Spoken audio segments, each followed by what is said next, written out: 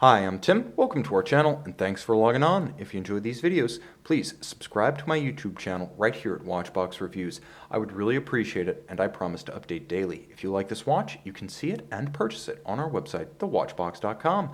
And today we are discussing something rare, one of 28 made and exquisite, the Roger Dubuis Hommage 37 Perpetual Calendar in white gold.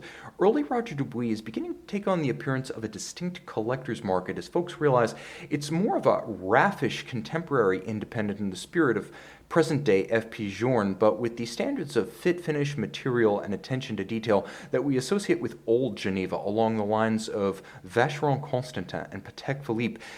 After the Carlos Diaz takeover of the design language of Roger Dubuis in the early 2000s and the Richemont takeover of the company as a whole in the late 2000s, there was a distinct break with watches like this, and they represent a moment in time rather than a continuum. Therefore, with only so many made and collectors increasingly wide to their appeal, it's important to decide early on whether you'd like to get on this train. It's not a bandwagon yet, and thank goodness for that, because I'm glad watches like this are still accessible. 37 millimeters across the round of the case in white gold. It's neither thick nor thin.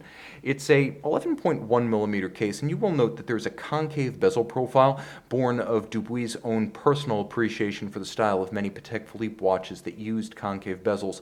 Lug-to-lug 44.4 millimeters. It's an easy watch to wear on a small wrist, and I would even say a wrist as small as 13 centimeters in circumference is going to wear this one easily.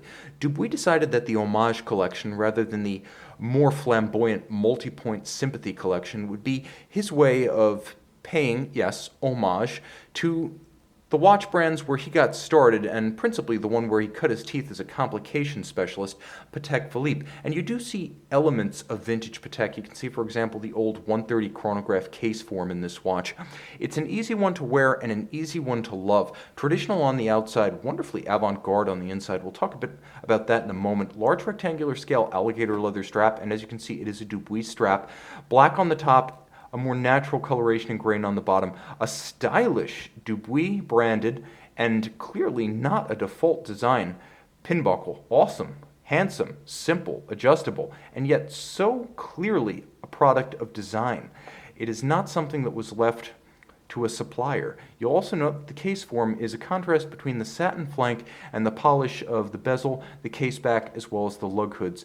There's a little bit of a pastel form to the lugs themselves, and you'll note the crown is large in relation to the size of the case. The crystal is lightly domed, very slightly cambered, but mostly flat, and the dial is a matte black with sunken sub-registers. You can see an aperture style day and month, a leap year cycle indicator, beautiful cobalt blue midnight sky with golden stars and moon, and a radial date indicator, a perpetual calendar system.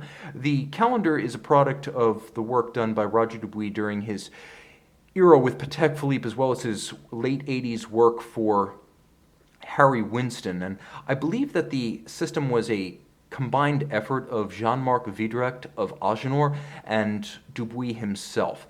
Produced in Geneva, it's driven by a movement that was originally a product of Dubuis' first employer, Longines. Yep, way back in the day, he was part of the service department at Longines, and by 1977, when the L990, the base of this movement, came out, he had already moved on to Patek Philippe. Nevertheless, you can see how the watch represents a sort of journey by Dubuis, the Agenhor associations with the Perpetual Calendar module and his partnership with Vidrect, the Patek-inspired case and dial, and the Longines movement, finished to Geneva hallmark standards.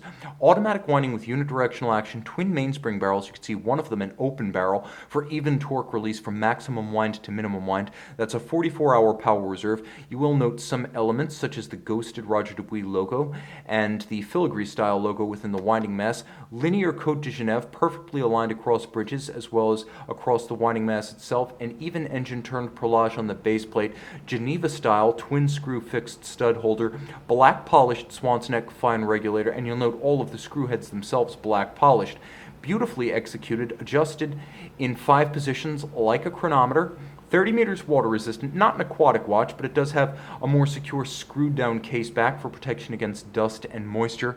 This is a gorgeous caliber that is also quite thin, as the base Longines L990 is only 2.95 millimeters thick, and it's important to note that this movement lives on today as the Breguet 8815, so it is and has always been a high grade, high horology, ultra thin automatic movement.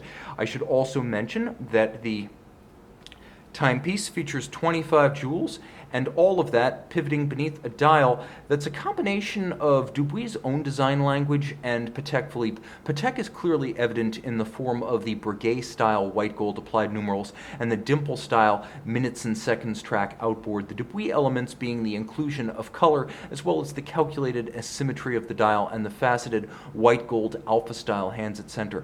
Elegant, memorable, scarce, and a bit of a time capsule that takes us back to an era when Dubuis was one of the pioneering names in the now thoroughly chic field of independent horology. Before there was F.P. Journe, before there was MB&F, before there was Richard Mille, before there was Laurent Ferrier, there was Roger Dubuis, and Roger Dubuis was making watches like this.